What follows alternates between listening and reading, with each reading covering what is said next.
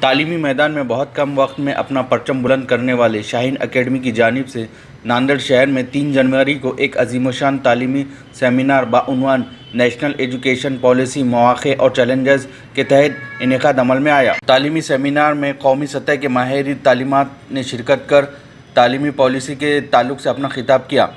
National education policy کیا ہے، اس میں کی گئی تبدیلیاں کیا ہے، پالیسی کے تحت مدرسہ نظام کیسا ہے، اس میں قانونی و تعلیمی تبدیلیاں کیا ہے اور موجودہ تعلیمی نظام کیسا ہونا چاہیے۔ نیشنل ایجوکیشن پالیسی کے تحت اقلیتی تعلیمی اداروں کا کردار اور اس کے دیرپا اثرات اور ہماری حکمت عملی کیا ہونی چاہیے، ایسی صورت کے مسائل پر قومی سطح کے ماہر تعلیمات نے خطاب کیا۔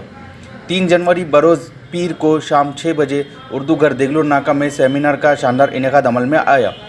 سیمینار میں ڈاکٹر خواجہ شاہد صاحب موظف IAS و سابق وائس چانسلر مانو جناب عبدالرشید صاحب معتمد رنگناتھ مشرا کمیشن، ڈاکٹر عبدالقدیر صاحب chairman Shaheen group and institute, professor Abdul Qayyum Ansari صاحب صدر شعبہ electric engineer Jamia Millia Islamia, doctor Halima Saeeda صاحبہ ڈپٹی ڈائریکٹر ایجوکیشن دہلی وقف بورڈ، جناب سید منصور آغا صاحب سابقہ مدیر قومی آواز صدر دہلی مجلس مشاورت نے خطاب کیا۔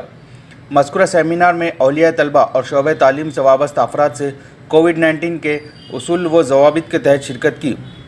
شاہین اکیڈمی کے ناندیڑ کے صدر عبدالحی نے سیمینار میں آئے مہمانان کا استقبال کیا۔ جس طرح سے سر مائنورٹی جو ہے آلریڈی آج جو کرنٹ جو ایجوکیشن سسٹم میں ہے اس میں آلریڈی بیکورڈ ہے جی، تو جو یہ سڈن جو ایک جو چینج آیا ہے اور یہ جو اسکیم اپڈیٹ پھر سے ہو گئی ہے تو ایک اتنا بڑا جو گیپ ہے، یعنی کہ آلریڈی بیکورڈ تھے اور کرنٹ اسکیم سے اور اب اسکیم اور اپڈیٹ ہو گئی ہے، تو اتنا بڑا جو گیپ ہے اس کو کیسے کوپ کروائے گی جنریشن؟ دیکھیے تبدیلی تو ضروری ہے، میں اس کے تو خلاف نہیں ہوں، لیکن اب اس تبدیلی کے لیے ہم کتنے تیار ہیں اور ملک کتنا تیار ہے۔ میں تو ملک کی بات کرتا ہوں، مائنورٹی یا مسلم مائنورٹی یا تعلیمی طور پہ پسماندہ مائنورٹی وہ تو اور بھی مشکل میں ہے، لیکن آج میرا ملک ہی تیار نہیں ہے، جس کا میں نے ذکر کیا ابھی آپ کو کہ ہم کمپیوٹر کی اور ٹیکنالوجی کی بات تو کر رہے ہیں کہ ہم اپنے بہت سارے ملک کیسے کونے یا بجلی نہیں ہے وہاں پہ، وہ کمپیوٹر کیسے چلائے گا اگر یہ بھی آئے گا، انٹرنیٹ نہیں ہے، انٹرنیٹ ہے تو اس کی کوالٹی اچھی نہیں ہے، تو ہمیں اس ملک کا ایک ڈھانچہ بنانا ہے کہ اس کے ذریعے ہم امپلیمنٹ کر پائیں۔ کسی بھی پالیسی کی کامیابی کا راز اس کے امپلیمنٹیشن میں ہوتا ہے۔ کاغذ پہ آپ پالیسی بنا دیے لیکن اگر امپلیمنٹ نہیں کر پائیں گے تو اس کا فائدہ کیا ہوگا؟ تو یہ اس کے لیے ابھی جیسے میں نے عرض کیا کہ پالیسی میں کہا گیا ہے کہ اپنی GDP کا 6% خرچہ ہم تعلیم پہ خرچ کریں گے، ہم ابھی تک نہیں کر پا رہے۔ یہ بات ہم 1964 سے کہہ رہے ہیں کہ GDP کا 6% اپنا خرچہ کریے، تو 4% کر رہے ہیں، 3% کر رہے ہیں، تو ہم اتنے وسائل ہی اپنے تعلیمی نظام کو نہیں دے رہے۔ تو یہ اس قسم کی جو باتیں کہی گئی ہیں بہت اچھی ہیں، قابل تعریف ہیں، لیکن اس کو امپلیمنٹ کرنے کے لیے ہمارا ڈھانچہ ہے۔ میں بتاتا ہوں جس طرح 2020 میں کووڈ میں لوگ پریشان تھے اور اس حالات میں جب تو پارلیمنٹ میں یہ بل پاس ہوا ہے، تو نہیں پارلیمنٹ نے بل پاس نہیں ہوا، جو بھی بل یہ سرکار نے پاس کیا ہے، تو اس کے پیچھے کیا ان کا منشا ہو سکتا ہے؟ آپ کی کیا رائے ہے اس کا؟ اس سرکار کا منشا تو دیکھیے ان کی اپنی آئیڈیالوجی ہے، ان کے اپنے پریورٹیز ہیں، وہ اس پالیسی میں انہوں نے واضح کیے ہیں اور ان کی ہر پالیسی میں آتا ہے، وہ سرکار ہے، سرکار میں وہ ہیں اور انہوں نے اس پالیسی میں رکھا ہے اور وہ چاہتے ہیں کہ ان کی جو آئیڈیالوجی ہے وہ اس پالیسی کے ذریعے اس کو وہ لاگو کریں۔ تو اب اس میں پالیسی ان کی ہے، وہ سرکار چنی ہوئی سرکار ہے، جنتا نے چنی سرکار ہے، وہ اس کو لاگو کر رہے ہیں۔ آپ یا میں یا کوئی سے اتفاق کرے نہ کرے وہ ذاتی یا اجتماعی معاملہ ہو سکتا ہے، لیکن سرکار کی پالیسی اس میں بہت واضح طور پہ اپنے شامل ہے اور دکھتی ہے۔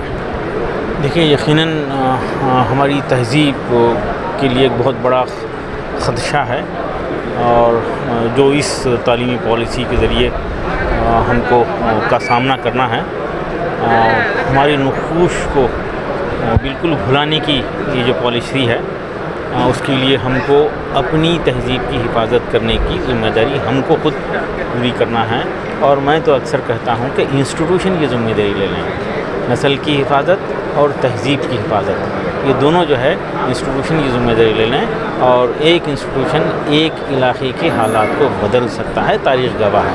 انسٹیٹیوشن کے ذریعے برائیاں ختم ہوں، معاشرے کی کمزوریاں برائیوں کو آئیڈینٹیفائی کریں اور اداروں کے ذریعے یہ برائیوں کو دور کریں۔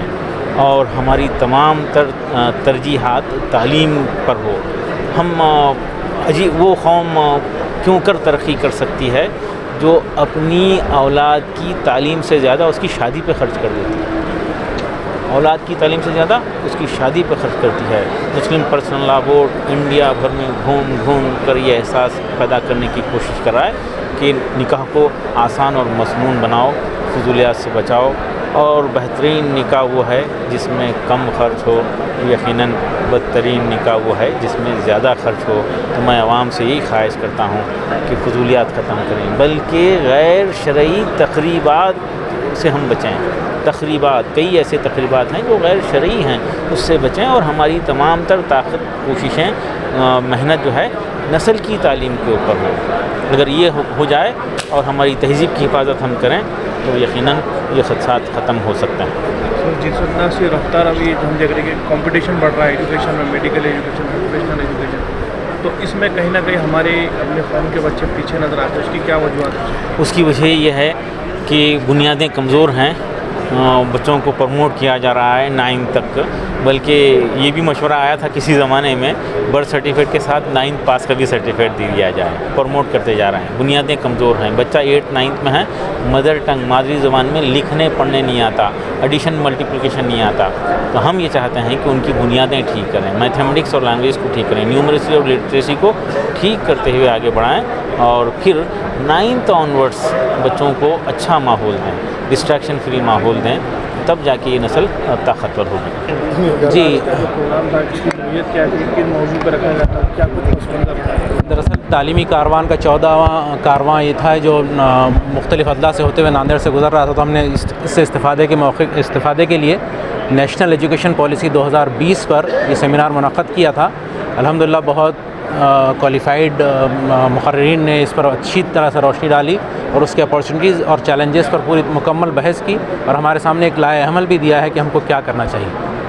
اور اس پروگرام کے ذریعے سے کس طرح کا میسج دیا گیا اور کیا کچھ ذمہ داری لوگوں سے؟ تو اس پروگرام کے ذریعے سے جو اہم ذمہ داری ہم پر آتی ہے کہ ہم ہمارے ایجوکیشنل معیار کو کافی بلند کریں. ہمارے ایجوکیشنل انسٹیٹیوٹ کے انفراسٹرکچر کو, اس کے معیار کو, ہماری تعلیمی معیار کو بہت ہم کو بلند کرنا پڑے گا. ہم کو نیشنل ایجوکیشن پالیسی میں اگر ہم کو دوسری قوموں کے ساتھ کمپیٹ کرنا ہے تو ہم کو ہمارے اداروں کو ایک دوسرے کے ساتھ کوآپریٹ کرتے ہوئے اس کو اپنے نہ صرف تعلیمی معیار کو بلکہ تعلیمی اداروں کے معیار کو بھی بلند کرنا بہت ضروری ہوگا. لیٹسٹ نیوز کے لیے ہمارے چینل کو سبسکرائب کریں اور نوٹیفیکیشن سب سے پہلے پانے کے لیے بیل آئیکن پریس کریں.